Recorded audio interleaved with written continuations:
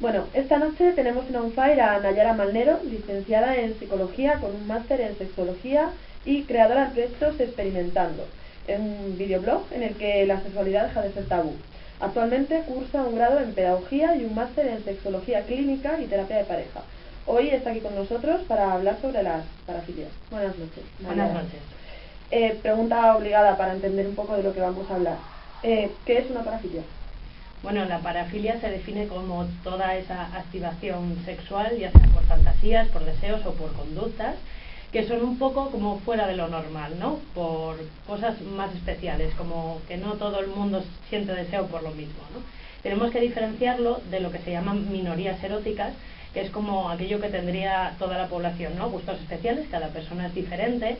Lo que define a las parafilias es que las personas que la padecen, por decirlo de algún modo, solo se excitan mediante esos medios que son un poquito más especiales.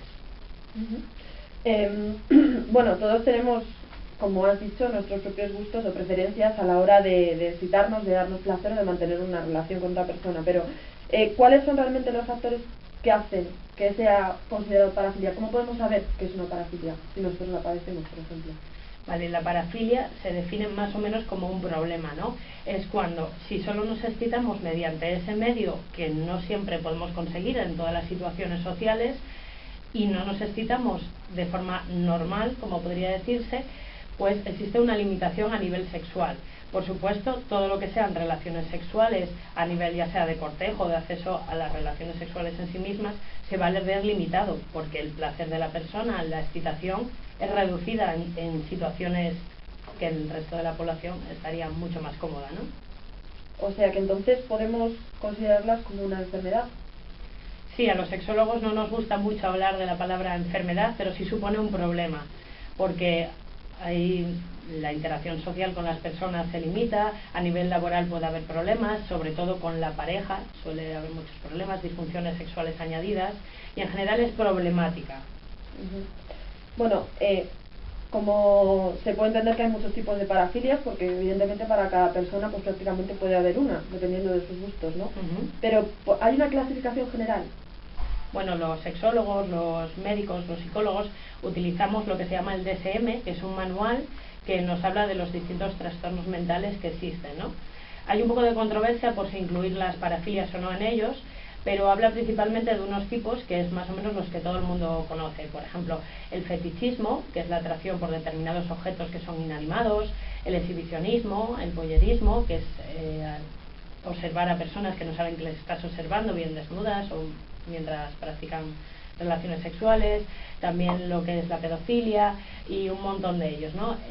Hay muchos que no se encuentran clasificados con el nombre en sí mismos, así como otros, y la mayoría de las personas podríamos incluso situarnos ahí, ¿no? Porque es tan variopinto y hay tanta diversidad que casi todo el mundo podría incluso incluirse en ese tipo de preferencias un poco llamativas. Muy bien. Dentro de esta clasificación, desde un punto de vista más conductual o más psicológico de cada persona, ¿hay algo común que pueda unirlas a todas ellas? Todas las personas que tienen algún tipo de parafilia, algún rasgo que pueda unirlas. Bueno, generalmente se ha encontrado que estas personas suelen tener menos habilidades sociales o menos capacidad para relacionarse con los demás.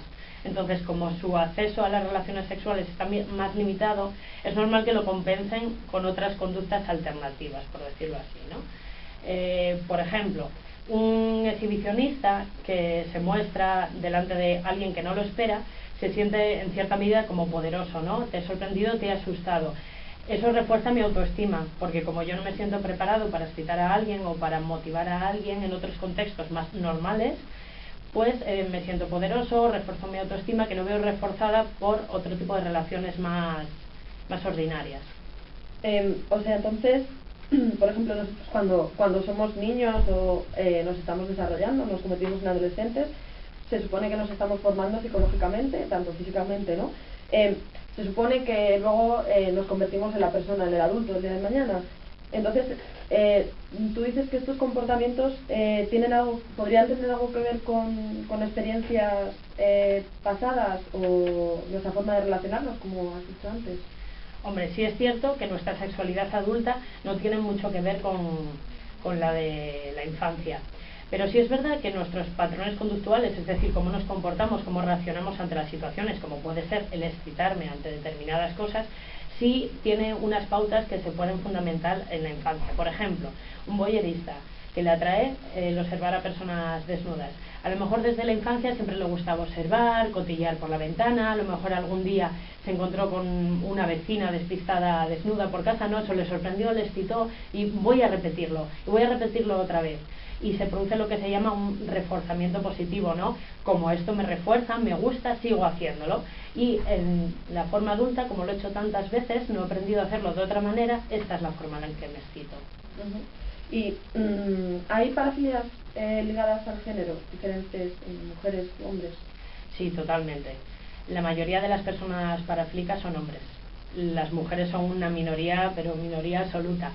Las formas que tienen de manifestarlo, las mujeres también podríamos tener cualquier tipo de parafilia igual que un hombre, pero es una forma mucho más sutil. En el caso de los hombres también se ha encontrado que es más probable que vaya unido a agresión, por ejemplo violaciones o las llamadas abusivas telefónicas, más relacionado con hombres. Las mujeres nos apartamos más de ese ámbito más violento, por decirlo así, ¿no? Existe una parafilia que se denomina biastofilia, en la cual la persona que la padece disfruta, pero porque la otra persona no lo hace, porque se resiste, ¿no? ¿Esto solo ocurre en este tipo de parafilia o hay una necesidad de que la reacción de la otra persona sea de alguna manera determinada?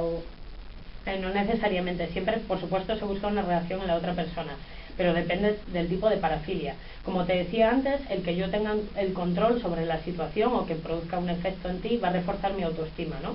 Si yo soy un masoquista, lo que yo quiero es que tú sufras para yo sentir placer, ¿vale? Esto que está tan de moda, por ejemplo, de 50 sombras de Grey, del sadomaso, no es lo que es una parafilia. Eso sería lo que te hablaba antes de una minoría erótica, ¿no? Porque el otro, aunque esté sufriendo en menor medida, no es su sufrimiento lo que me proporciona mi placer, ¿eh? Un sadista, sí, un sádico, sí disfrutaría con que la otra persona no disfrutara nada, que sintiera dolor, que estuviera sufriendo, física o psicológicamente. Pero en otro tipo de parafilias no tiene por qué. Bueno, has dicho antes, creo que le has nombrado la pedofilia, es también una parafilia. En nuestro país es ilegal, evidentemente, pero hay más parafilias que rozan esta ilegalidad. ¿Sabrías decirnos alguna? Sí, por supuesto. En realidad cualquier parafilia que traspase los límites personales de otra persona, que obliga a otra persona a hacer algo que no quiere, o que, por ejemplo, alguien que se muestra en público desnudo, a lo mejor con adultos podría haber algo de problema, pero en el momento en que haya niños ya les está exponiendo y eso sería totalmente ilegal. O sea, la mayoría de las parafilias que son parafílicas en sí mismas suelen estar muy al borde de lo legal y suelen tener muchos problemas. O sea que las personas que tienen este tipo de preferencias sexuales, podemos decirlo que tienden a mantenerlo secreto, ¿no? Porque evidentemente no es algo de lo que a lo mejor se sientan demasiado orgullosos. Entonces, ¿qué pasa cuando por lo que sea se hace público, se enteran su alrededor? Pero a nivel social, primero no está bien visto. Luego, dependiendo de la conducta, pues puede ser incluso hasta ilegal, como decíamos antes. Cuando se entera su entorno, pues si es a nivel laboral, lo primero que suele suceder es despido. La pareja un poco depende. Si es algo tolerable, que no es una parafilia que afecte a la otra persona, ¿no?, a su integridad física o moral, pues incluso la pareja puede compartirlo y buscar estrategias juntos. Pero generalmente las familias sufren mucho, suelen abandonar las parejas y a nivel social es un deterioro total. La persona que cuando una vez se ha hecho público quiere curarse, reconoce que tiene un problema y quiere hacerlo, ¿qué ha de hacer? Debería acudir, bueno, esto depende, porque normalmente cuando acuden a un tipo de terapia psicológica, sexológica, que es la actuación más recomendable, suele ser ya derivados desde los juzgados.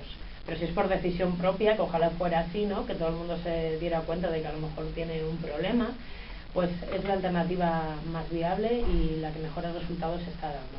O sea que existen parafilias difíciles, muy difíciles de curar. Claro, existen resistencias, dependiendo de las personas, que son más difíciles o que son más tratables.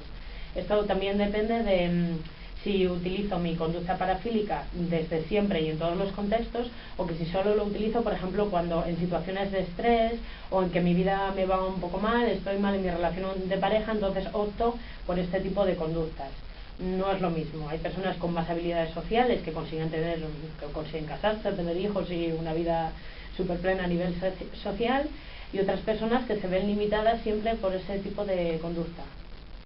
¿Y hay algún ejemplo de parafilia que hayas podido conocer de cerca, que haya resultado satisfactoria con el tratamiento, que se haya curado?